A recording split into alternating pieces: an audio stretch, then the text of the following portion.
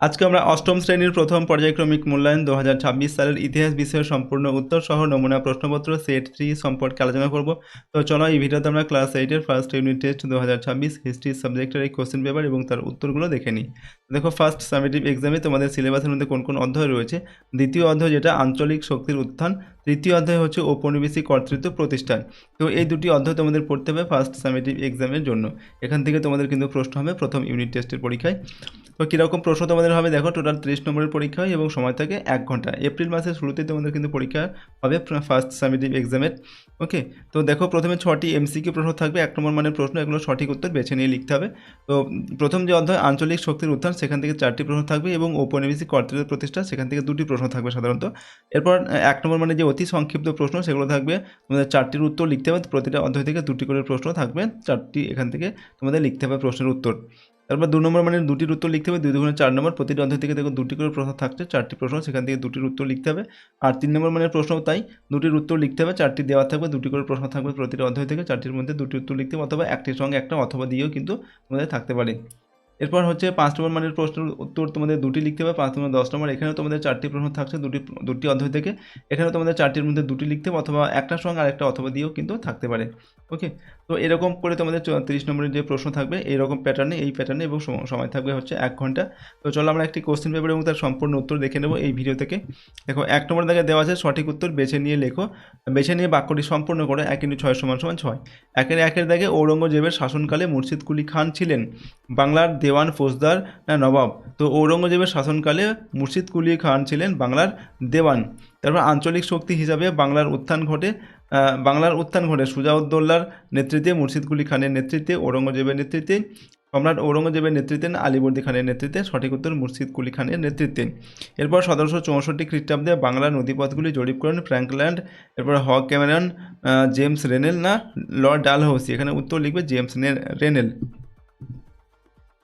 1176 বঙ্গাব্দে বাংলায় যে ভয়াবহ দুর্ভিক্ষ দেখা দিয়েছিল তখন ছিল 1870, 1670, 1170 না 1770 খ্রিস্টাব্দ। সঠিক উত্তর এখানে লিখবে 1770 খ্রিস্টাব্দ। এরপর 1765 খ্রিস্টাব্দে ব্রিটিশরা বাংলার দেওয়ানি লাভ করে দ্বিতীয় শাহ আলমের নিকট থেকে, দ্বিতীয় বাহাদুর শাহ এর নিকট থেকে, ফারুক সিয়ারের নিকট থেকে না ঔরঙ্গজেবের নিকট থেকে। এখানে সঠিক উত্তর দ্বিতীয় শাহ আলমের নিকট থেকে। তারপর স্বেচ্ছায় অধীনতামূলক মিত্রতার নীতি মেনে নিয়েছিলেন টিপু সুলতান, সাদাত খান, নিজাম না মীর জাফর। সঠিক উত্তর হচ্ছে নিজাম। এক কথায় উত্তর দাও, 1 × 4 = 4। হায়দ্রাবাদ রাজ্যের প্রতিষ্ঠাতাকে, তো মীর কামার উদ্দিন খান সিদ্দিক, এটা হচ্ছে হায়দ্রাবাদ রাজ্যের প্রতিষ্ঠাতা হচ্ছেন ইনি। কলকাতার দখল করে কি আলীনগর নাম দিয়েছিলেন, উত্তর লিখবে নবাব সিরাজ উদ্দৌলা। ঠিক আছে। তারপর দেওয়ান পদে মুর্শিদ কুলি খানের নিয়োগ পাকাপাকি করে দেন কোন সম্রাট, উত্তর হচ্ছে দেওয়ান পদে মুর্শিদ কুলি খানের নিয়োগ পাকাপাকি করে দেন সম্রাট ফারুক সিয়ার। তারপর দেখো শ্রীরামপুরের মিশনারিদের মধ্যে সবথেকে উল্লেখযোগ্য ছিলেন কে, উত্তর লিখবে শ্রীরামপুরের মিশনারিদের মধ্যে সবথেকে উল্লেখযোগ্য ছিলেন উইলিয়াম ক্যারি। পরবর্তী প্রশ্ন হচ্ছে 3 নম্বর দেখে যে কোনো দুটির উত্তর এখান থেকে লিখতে হবে 2-3টি বাক্যে, প্রশ্নের মান 2 করে, 2 দুগুণে 4 নম্বর। 1 নম্বর দেখে অন্ধকূপ হত্যা বলতে কী বোঝো। 1756 খ্রিস্টাব্দের নবাব সিরাজউদ্দৌলা যখন কলকাতার ফোর্ট উইলিয়াম দুর্গ দখল করেন তখন তিনি 146 জন ইংরেজ সৈন্যকে 18 ফুট দীর্ঘ 18 ফুট প্রস্থ একটি ছোট ঘরে আটকে রাখেন। একসঙ্গে এতজন মানুষ আটক করার ফলে 123 জন সৈন্য মারা যায়। এই ঘটনা ইতিহাসে অন্ধকূপ হত্যা নামে পরিচিত। তারপর দেখো 1770 খ্রিস্টাব্দে বাংলার ভয়াবহ দুর্ভিক্ষকে কেন 76-এর মন্বন্তর বলা হয়। তো 1770 খ্রিস্টাব্দে ঘটা বাংলার ভয়াবহ দুর্ভিক্ষের বঙ্গাব্দের হিসাবে সময়কাল ছিল 1176 বঙ্গাব্দ, তাই এই দুর্ভিক্ষকে 76-এর মন্বন্তর বলা হয়। পরের প্রশ্ন হচ্ছে মেকলের প্রতিবেদন কি। 1835 খ্রিস্টাব্দের 2 ফেব্রুয়ারি জেনারেল কমিটি অফ পাবলিক ইনস্ট্রাকশনের সভাপতি টমাস ব্যাবিংটন মেকলে ভারতবর্ষে শিক্ষার প্রসঙ্গে একটি প্রতিবেদন বা মিনিটস পেশ করেন। তাতে বলা হয় ভারতবর্ষে ইংরেজি শিক্ষিত মধ্যবিত্ত শ্রেণী তৈরি করা ঔপনিবেশিকদের প্রধান উদ্দেশ্য হওয়া উচিত, তাই এই সমস্ত শিক্ষা প্রতিষ্ঠান ভারতীয় ভাষায় শিক্ষার চর্চা যে সমস্ত প্রতিষ্ঠান শিক্ষা প্রতিষ্ঠান ভারতীয় ভাষায় শিক্ষা চর্চা করবে তারা কোনো সরকারি অনুদান পাবে না।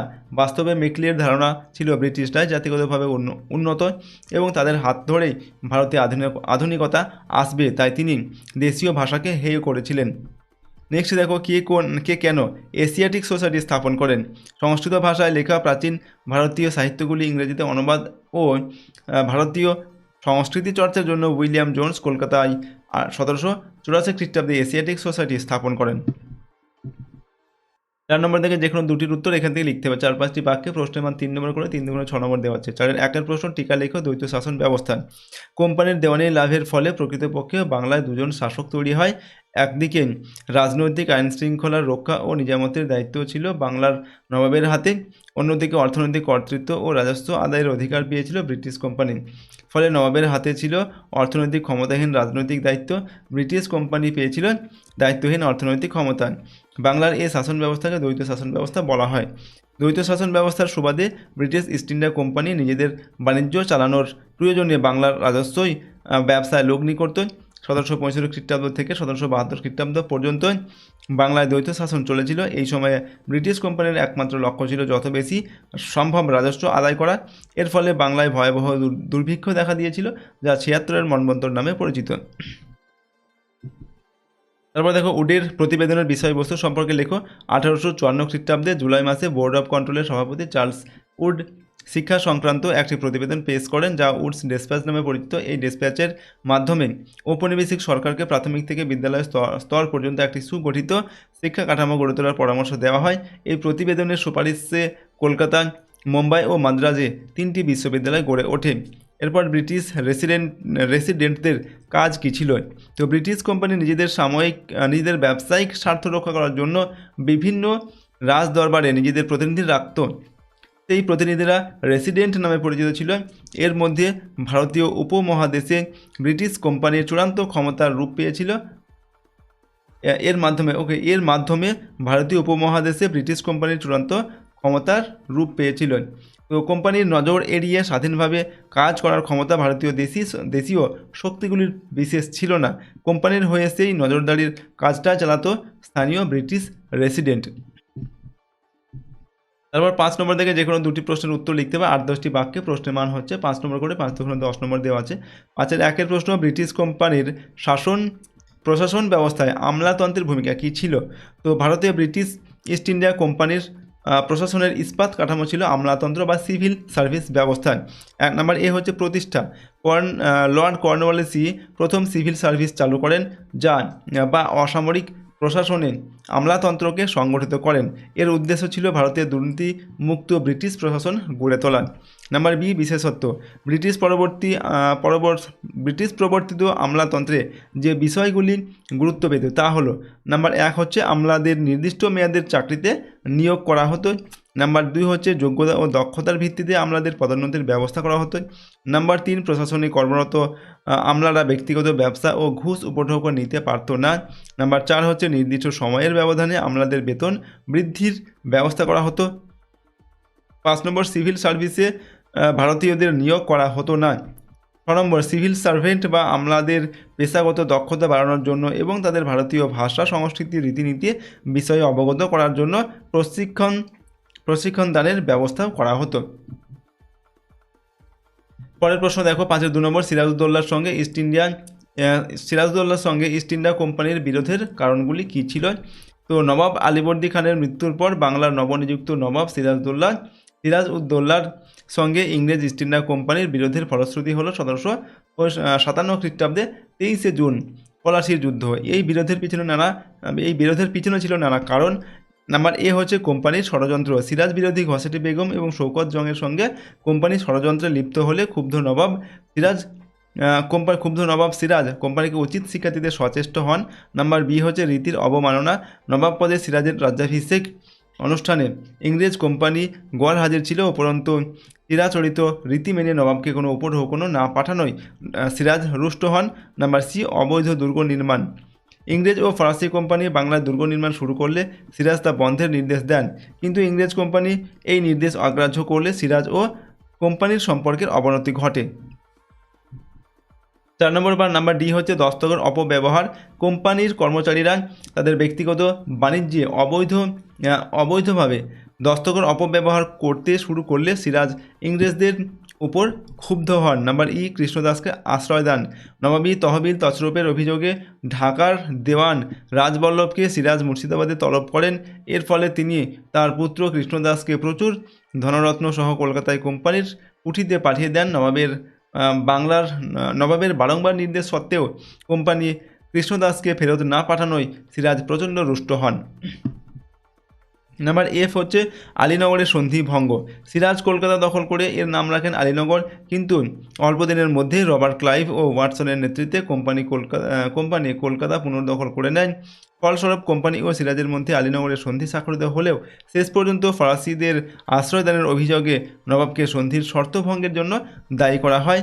এই ঘটনা প্রবাহের পরিণতিতে সিরাজ বিরোধী জগৎ শেঠ, মির্জাফর প্রমুখের সঙ্গে ষড়যন্ত্র করে রবার্ট ক্লাইভ নবাব সিরাজকে সিংহাসনচ্যুত করতে সচেষ্ট হন।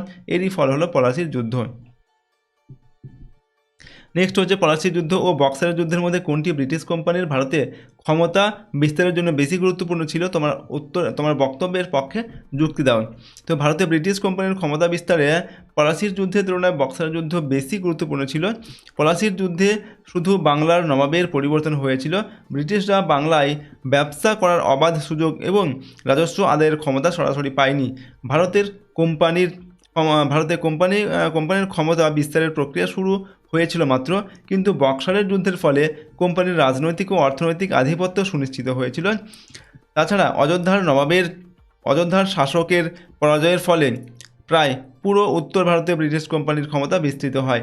পাশাপাশি দিল্লির মুঘল সম্রাটকে হারিয়ে দেওয়ার ফলে আনুষ্ঠানিকভাবে মুঘল সার্বভৌমত্বও সমস্যার মুখে পড়ে। শেষ পর্যন্ত মুঘল সম্রাট দ্বিতীয় শাহ আলম ব্রিটিশ কোম্পানিকে বাংলা, বিহার ও ওড়িশার দেওয়ানির অধিকার দিতে বাধ্য হন। তো এই ছিল তোমাদের ক্লাস 8-এর ফার্স্ট সামেটিভ এক্সাম 2026 সালের হিস্ট্রি সাবজেক্টের একটি মডেল কোশ্চেন পেপারের সম্পূর্ণ উত্তর। প্রশ্নোত্তরগুলো অবশ্যই তোমরা ভালোভাবে মুখস্থ করবে এবং প্র্যাকটিস করবে। তো এটা 3 নম্বর সেট। এরপর আমি আরও 2টো সেট তোমাদের দেওয়া, টোটাল 5টি সেট তোমরা ভালোভাবে প্র্যাকটিস করে নেবে। তাহলে এই 5টি সেটের মধ্যে থেকেই তোমাদের কিন্তু ফার্স্ট সামেটিভ এক্সামের পরীক্ষায় কিন্তু প্রশ্ন দেখবে, এর মধ্যে থেকেই পাবে তোমরা। এর বাইরে কিন্তু সাধারণত প্রশ্ন আসে না। ওকে, আর যদি তোমরা এই প্রশ্নদের পিডিএফগুলো পেতে চাও, আমাদের অ্যাপটিকে ডাউনলোড করবে। অ্যাপের লিঙ্ক ডেসক্রিপশন বক্সে দেওয়া আছে ও পেইড কোর্সের মধ্যে তার পিডিএফগুলো দেওয়া থাকবে। অ্যাপটিকে ডাউনলোড করে তোমরা প্রথমে রেজিস্টার করে নেবে, নাম, phone number, email ID, state এগুলো দিয়ে, ঠিক আছে। তারপর সেখানে তোমরা লগ ইন করে নিয়ে অ্যাপের মধ্যে গিয়ে কিন্তু ফ্রি কোর্স এবং পেইড কোর্স রয়েছে, চাইলে তোমরা যেগুলো প্রয়োজন সেগুলো তোমরা সেখান থেকে কিন্তু নিতে পারো।